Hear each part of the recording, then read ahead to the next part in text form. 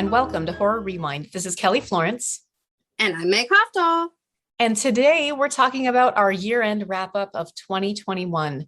Meg, where did this year go? I don't know. It flew by, didn't it? I mean, maybe. I think there were some dark moments in the beginning of the year during the pandemic, but mostly it flew by. And yeah, I think like there are things that we definitely blocked out, like the virtual learning periods that we had for a while. And I know it hasn't been perfect and it's been bleak, but at the same time, today we're going to celebrate the good, all things horror. Books, movies. We try to be positive. We're there's a lot of crap out in the world, but you know, I know for me, horror brings me happiness. So let's spread it. I have a list of the horror movies of 2021 that came good. out this year, and we're gonna talk briefly. Meg, I know I'm putting you on the spot, but if you had to pick a few of your favorite horror books you read this year, can you even rack your brain? Like, can you remember? There's just so much. I wish some people are like so organized and they have like lists of what they've read and they can reference it. I am the opposite of that. I've read such amazing books. Later by Stephen King was awesome. Right now I'm reading When Things Get Dark. It's an anthology of stories inspired by Shirley Jackson, and it's amazing. It's like people just get her vibe, and so I'm absolutely loving that. An author I found this year that I'm obsessed with is Stephen Graham Jones. Actually, it might have been at the end of last year that I discovered him, but Night of the Mannequins by him, My Heart is a Chainsaw, Mongrels. There's so many amazing books. Another favorite author of mine I've mentioned before is Haley Piper, Queen of Teeth. All of her titles just flew out of my mind. There's so many good books. I'm looking at my bookshelf because I don't want to miss. I know I'm going to later. I'm going to be like, why didn't I talk about this book? But the horror fiction is so good right now. I mean, there's always been great horror fiction authors, but the amount of talented people getting their work out there, and many of them are women and many of them are diverse. I discovered Tananarive Due. There's just so many people that I could just go on and on and on. No, that's great. And I know it's hard when somebody puts you on the spot. Like if somebody asked me my favorite movie of 2021, I would forget every movie that ever came out. Yeah. That's why I pulled up a list on my phone. Okay, good.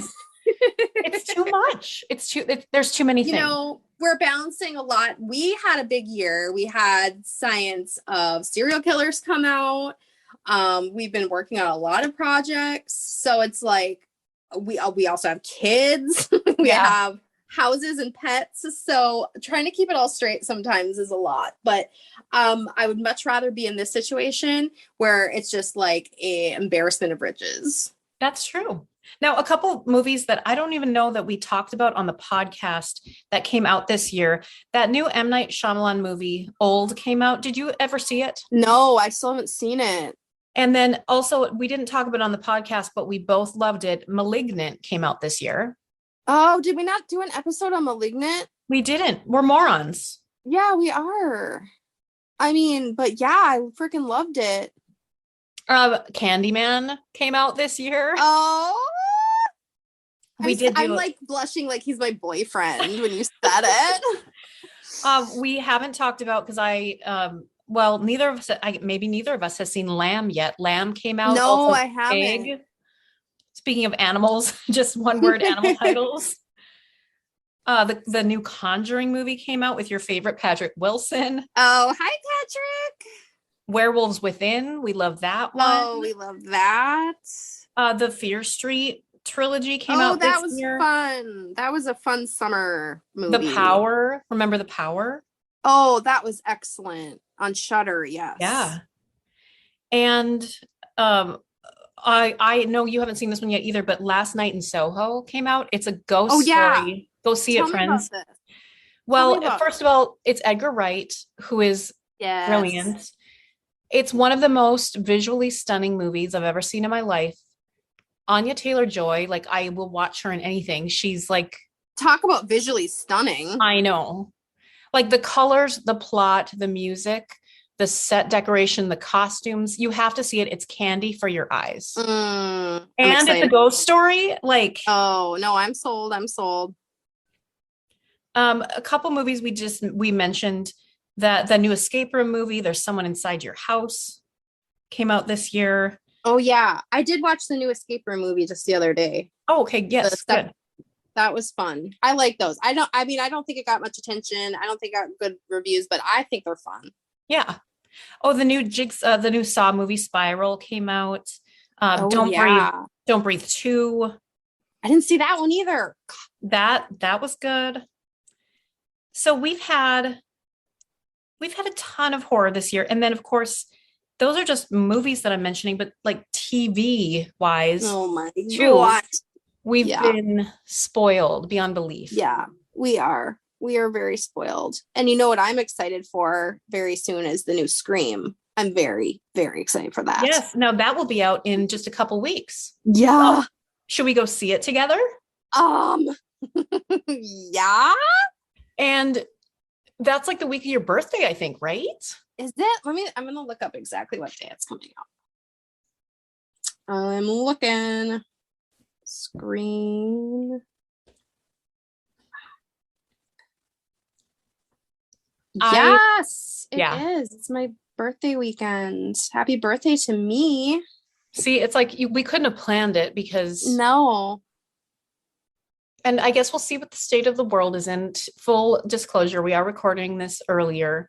So hopefully everything is fine. It's fine, right? I mean, I hope I can go see it, but I'm aware that me seeing Scream in the theater is not as important as people's safety. So yeah, it'll be okay. And something that I'll obviously just cry into my pillow. Something that 2021 gave us, which, I don't know if people still know how they feel about it, but they started simultaneously releasing movies in the theater and at home, and then sometimes just at home that should have been in the theater. And I can say I haven't minded it because it's not possible for everyone to get to the theater, first of all, and it hasn't been safe. But also sometimes the home experience can be glorious, and sometimes the theater experience can be terrible. So, yeah, obviously I love going to the theater, but I do too. But I think it's okay. I think that, people like us who absolutely love movies, I think we feel like we have to defend theaters and be like, well, theaters still need to exist, just like libraries. But I don't think they're going away ever. Knock on wood. Just like I don't think a real book is going to go away ever just for Kindle. Like I think that they can exist in the same world. And I like watching things at home, but then there's also that experience of seeing a horror movie or a comedy in the theater that is so fun. And it's hit or miss. Sometimes you go and you're like, oh my God, like that couple fought the entire time in front of us or whatever.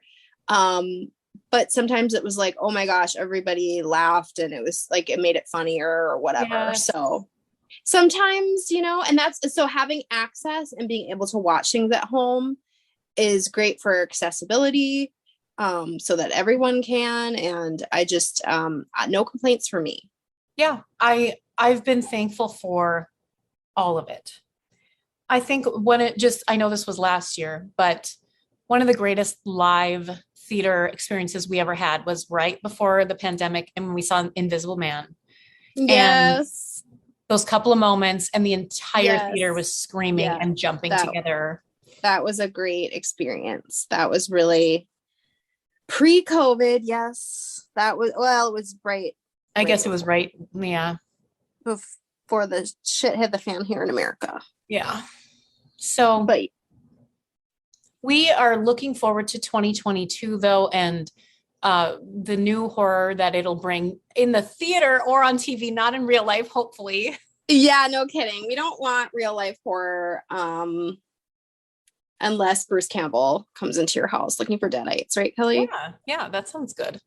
And also there are so many books to look forward to in 2022, including our own, The Science of Witchcraft. Yes. I really want I'm hoping we can book some really fun things where I just want to end up in the woods naked with a bunch of witches, like dancing around. God, that escalated. I thought you were going to talk about like going on a book tour to Salem, but I mean, I guess it could end up like that. I'm hoping that by going on a book tour to Salem, I just want this to open some like witch doors for us. I see. You know? And I like want to like hover in the air like the witch style. Yeah. I want it all. I want to dance with a goat. Yeah, like let's go. Sounds good. Okay. So that's our plan for 2022. And if you want us to swing by your city or favorite bookstore, let us know. And we promise we won't be naked. That just slipped out. Like Meg's dream. Yeah. You know what my dream is? Yeah. I'm just imitating you. Oh yeah. No, I want like pagan sort of fun, you know? I think that we all deserve that right now in our lives. And after writing The Science of Witchcraft, I feel like seems like a lot of fun. It's true. Well, Happy New Year. On that note, Happy New Year. May 2022 bring you health, wealth, joy, happiness, all the things that you wish for. And Meg, what do you want to say? Yeah. I want it to bring you witchiness. I want everyone to use their powers, not supernatural powers, but their like inner strength and create. Art is so important. That's what we talk about. I mean, we have an episode come out every week talking about other people's art, and just keep creating it. Just do it. Whatever that means for you. Yeah, whatever that. It doesn't have to be horror, but just whatever it is, just keep creating. Whether it be sewing or painting or writing, just do it. Yay! Happy New Year. Happy New Year. And yeah. Until next time, we'll see you in the horror section. Bye.